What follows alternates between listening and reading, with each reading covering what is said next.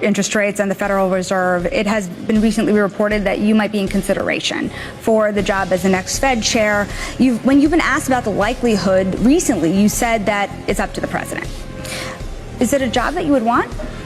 I will do what the president wants, but I think I have the best job in D.C. We're making a lot of progress with the president's leadership. Think about it. We are going to have the tax bill on his desk by July 4th. We're going to be wrapping up the trade talks. So I think we've had great momentum, and we will be working on Chair Powell's successor over the coming weeks and months.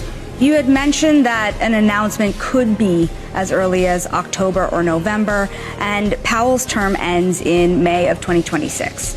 How is the street supposed to navigate between that announcement time and the time between the term being over for Chair Powell? You were the one, I want to remind people, that had brought up the idea of a shadow Fed chair prior to the election.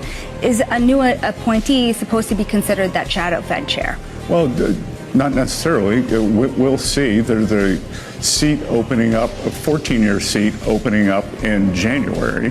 So we've given thought to the idea that perhaps that person would go on to become the chair when Jay Powell leaves in May, or we could appoint the new chair in May.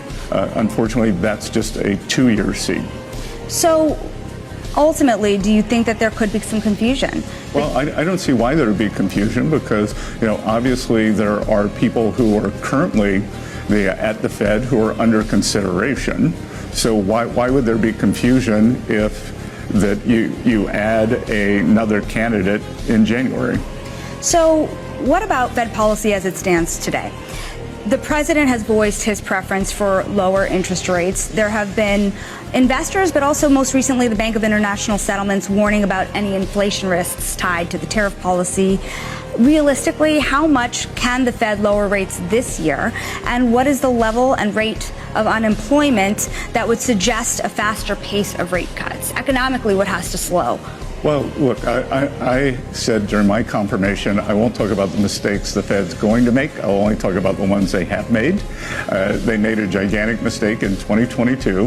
And as I like to point out, medical studies have shown that people who fall tend to look at their feet, which makes them fall more. And my worry here is that having fallen down on the American people in 2022, Fed's now looking at their feet. We have seen no inflation from tariffs.